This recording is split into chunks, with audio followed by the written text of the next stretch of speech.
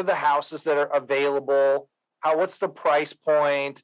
Are they tract homes? Tell us a little bit about what your specific market is. Bring some of your specific market expertise and let's share it with the universe. Well, so we're a market we're a country market, basically. We're kind of what we call, upcountry or the foothills. So like I said, we're about 30 to 35 miles east of Lodi and Stockton, and there's not much in between. So we are an easy commute to the Central Valley, Sacramento, Modesto areas, but we are still far enough away. So we're country. We are surrounded by 3 lakes. We have 3 beautiful lakes, very popular lakes. A lot of people know about them. We have people that travel, from Bay Area and all parts of California to come, out here and vacation at our lakes and camping. We have a lot of outdoor activity. So we actually have 2 tract home developments. One is like anywhere from the 3-bedroom, 2-bath, 1,200 square feet home to a 5-bedroom, 3-bath, 3,300 square foot home, but they're really small lots, totally basically cookie cutter, right? Then we have another one that's same builder, but like half-acre lots, okay? So we have these 2, but for the most part, that's not what people move up here for. People move up here for because we have basically anywhere from half-acre lots all the way up to 50, 100-acre lots, if not more. So you can, your opportunity awaits here, basically. If you're always wanted a farm and you want, to grow some trees and you want to have some cattle and you want to do that, then, and you've always wanted 100 acres next to a lake, you can do that for, $900,000 or $1 million, or you can go down and get a half-acre, 3-bedroom, 2-bath, 1,500 square foot home for $350 to $450. So we have kind of something for everybody. And I think that's what makes our market stand out better than more than other markets, because we really just have a lot of opportunity here, and we have a less price point too. So we're one of the less expensive. So the price point's a little lower than the rest of California, I think. Yes. Okay. And still have a good lifestyle is what I would say. It's not like trash. my family, we have a boat. So this is a real big avid boating area. So, you can, and I'm not kidding you, you could literally get off work at 5 o'clock and be on the boat by 5:30 and be out in the water enjoying the time, watching the sunset, no joke, So, and we have 3 main lakes, but we have tons of rivers. I mean, we have the McCallamy River that runs through here. We've got the Calaveras River. So we've got lots of beautiful rivers that if you don't have a boat, you don't want to go to the lake, you can be to a refreshing river in 15 minutes. I mean, anywhere. So we have a lot of waterways. And we also have a really nice golf course up here, La Quintana Golf Course. It's been here for years, as long as I can remember. A lot of people come up from all over to play here. And we have several golf courses in our county, but just particular in the town I live in, we also have a really nice golf course too. So we actually have a Starbucks too. We're a small town, but we do have a little it's important. I'll tell you what. It's a small town when you're like, we have a Starbucks. We have a Starbucks. Yes, we do. Yeah, that's how you know. You're like, we have one. So like today I want to go to Trader Joe's, so I just have to drive about 30 minutes to go to my, closest. And there's a Costco, like 20 minutes away. So we're located near we have lots of small amenities, but we're located close to big amenities too. You just got to make the best of the day. But I mean, most of my clients that I talk to coming up from the Bay Area and Central Valley, basically what they're saying is, you couldn't get a house on a half-acre, 1,700 square foot home on a half-acre, an acre for under $600,000 or $700,000 where they live, and you can get that here very easily. Our prices are higher than they have been. I mean, they're gradually going up like everybody else. But I think that what makes us stand out is our community. And the lifestyle sounds like a little like oasis. Absolutely. Of, fishing, boating, right? Hunting, camping, probably camping, hunting. Wine tasting. We're in the same county as a town called Murphy's. It's a very popular area, Ironstone. I mean, I've been in other states and had wine from my local area. So, we have Ironstone Vineyards up here, which puts on a lot of big concerts, and they have a beautiful winery, and it's 30 minutes from where I'm at. So we have a lot of wineries up here too. Plus we're super rich in gold rush history up here. Tell me about that. So, I mean, you can drive between here and another town and see remnants of old gold mining communities and old tillings. And we also have a lot of cool caverns that you can go down in and see. So, that also attracts a lot of people because history is a really, big thing to a lot of people. Yeah. So when you talk about the way you're describing this, your community, I'm wondering about the rental markets and short-term rentals versus long-term rentals. Do you see a lot of Airbnb, a lot of short-term rental activity out there, or is it all buyers and sellers and people, second homes and that kind of stuff? Who's in the market? Well, right now, most of the people that are in the market basically are families. We do get like a lot of military people and a lot of service people because they don't necessarily, like a service person doesn't necessarily want to live in the same community that they're working in, so we're getting a lot of people that move up here because it is just a quieter way of life. It's a safe community. So we have a super low crime rate, if at all a crime rate. I mean, we have just a very low crime rate, not a lot of, riffraff goes on up here. It's just, kind of a slower pace though, a little bit slower pace, a little bit sheltered, but we that's also attractive. But I think I would love, there's a couple other areas, like I want to say the Murphy's area where the wine tasting is, and up in another town called Angels Camp and another local town, they do have more Airbnbs. Valley Springs in particular, we don't have a lot of short-term rentals, but it would be great. I've had a few buyers interested in that. And we're trying to motivate the market to kind of make that happen a little bit, just because if you do have family come up or you want to stay, there's really not a lot of places to stay. To kind of stay in one of the outskirt areas. But I would love to get some motivation on some Airbnb buyers. Yeah, because it sounds like for Arizona, we have Flagstaff, Payson, Prescott, all these areas, and these areas now are like blowing up. They're basically what you're describing.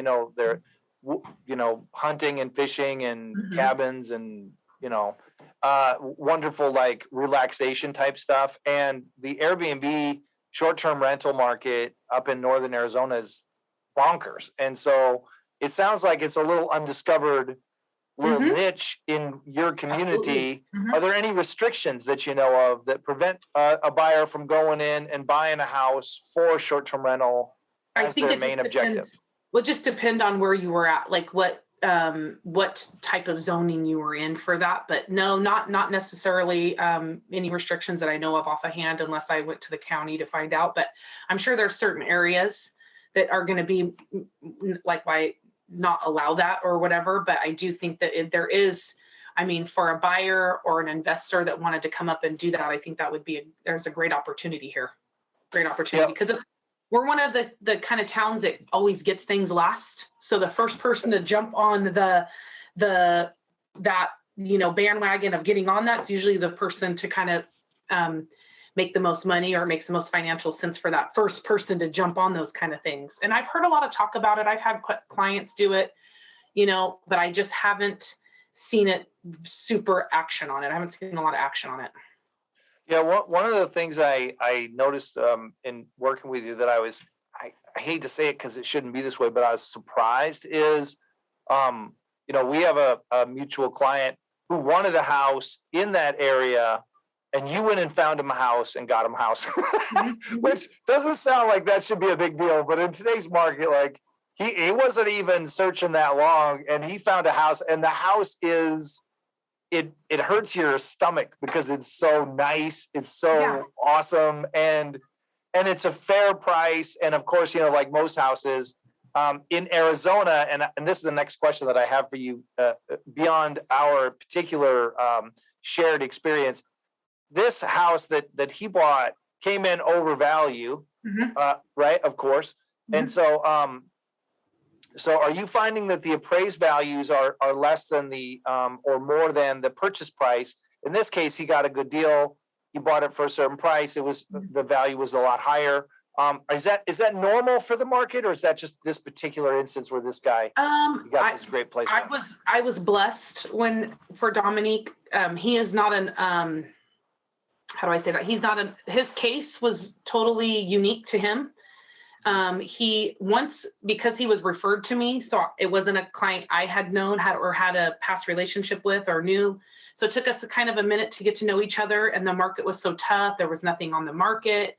So once I kind of got to know him, I said, hey, like there's this area that I really think you would like, because he was telling me, again, going back to getting to know your clients, really telling me that he likes the trees, he likes the woods, he wants to be up a little bit further than where we were. So I actually found him a house out of not in our county, but directly county over. But I was so happy when I found it.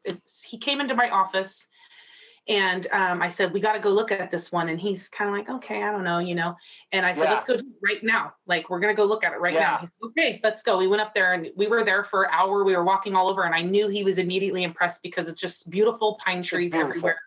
Like a little mini. It's on a slope. It's but your view is literally like you feel like you're in Lake Tahoe or something. It was so gorgeous. Yeah. And it just the degrees dropped a little bit, and the home was just so perfect. And for him, such good condition too. So we immediately went and put an offer in. And I had a feeling. I said, this is a great price. Like the appraisal is going to come in higher. I had a feeling. I didn't know exactly where, but it did. It came in higher. What we're finding right now is, as you know, and I know, appraisers are the gatekeepers for us. That's everything for us. But we're getting a lot of buyers coming in and just removing their appraisal contingency right out the gate, so it doesn't really matter. But we are finding now, finally, I would say the last 4 months, appraisals are starting to come in at value or over, where the longest time I think they were catching up. They were like, we were getting some low appraisals, and we were like, whoa, what the heck? Like, we have all these things on the market, and they hadn't caught up yet. And it took a minute for them to catch up. But now we're finding at least that offer or more. Okay. Which is nice. Okay. So let's say you don't have to, of course, but last thing. What's the Watson secret sauce? Like, you're a very successful agent. I actually think I have an idea. I think I know what your secret sauce is, and I'll share that after you tell me what you think. I've never really been asked that question before, but I mean, maybe I touched upon it a little bit. I think that I like to connect with people, and I have something that I want to connect with everybody. I really like having a connection, and I love meeting new people. So I'm genuinely interested and genuinely wanting to connect. Some people, I can't even tell you how many of my clients end up becoming my friends. Like, I end up loving them like grandparents, parents, end up becoming my best friends, some of them. So I feel maybe that it's my connection with people, and maybe that I have I think they know I work hard. I think that they know that I'm going to get the job done. I'm ready to jump on things when they're ready. When they need me, I'm there. I answer my phone. If I can't answer the question, I get it answered. I hate to talk about myself like that, because I don't really know necessarily. That's why it's a good segment. Because nobody wants to talk about themselves. I think I'm motivated mostly, motivated.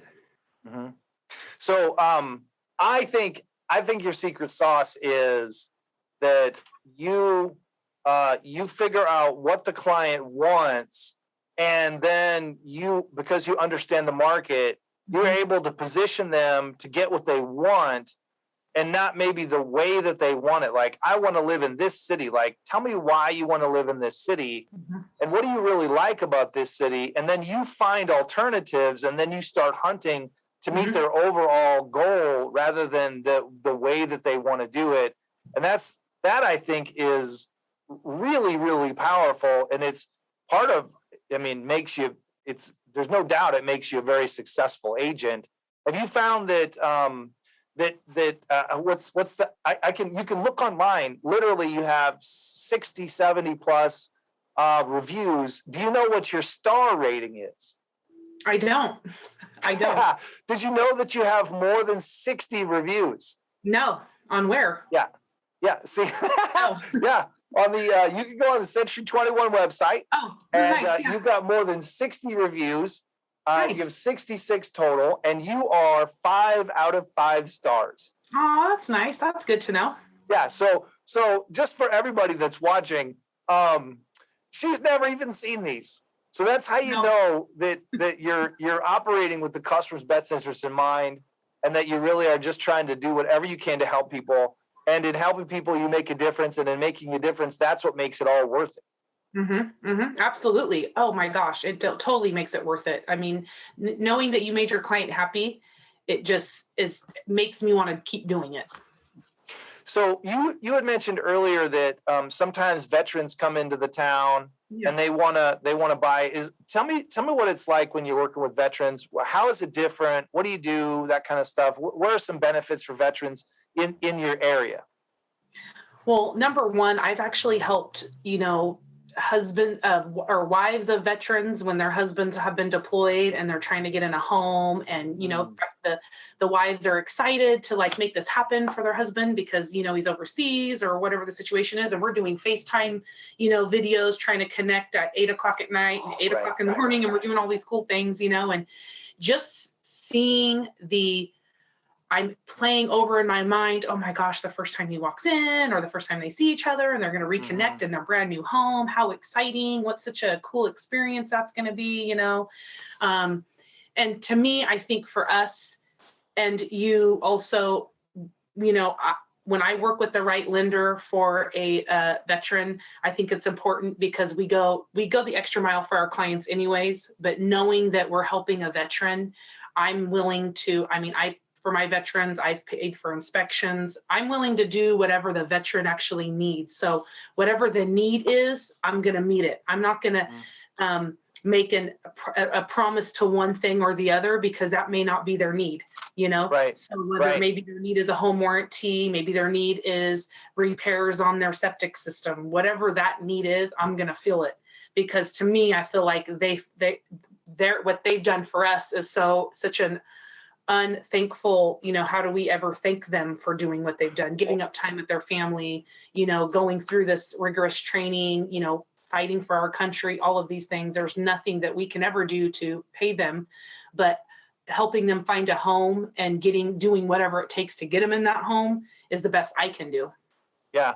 Or maybe their need is to just absolutely kill it for them and their family. Yeah. While they're away, so they don't have to worry about it as much, and they can focus in on, other getting things. bad guys or whatever they're out there doing, right? And that's whatever the need is, and go ahead. I just feel, like I said, whatever the need is, it may be something, it may not even pertain to that house. Like a lot of times I will help a client and I'm like, don't worry about it. I've had your house clean, your carpet's clean for you. All you have to do is worry about moving or making arrangements for them or whatever. Some of them are, single and they're trying to get stuff done and also work. So, that's also something that I think is so important, is just being able to say, hey, you do not have to worry about this. I can handle it for you. And cool. Making calls and arranging things for them is so important because they work their hours of work are different. They're not 9 to 5 sometimes, or they're after hours. So it's just nice to know that they can rely on us.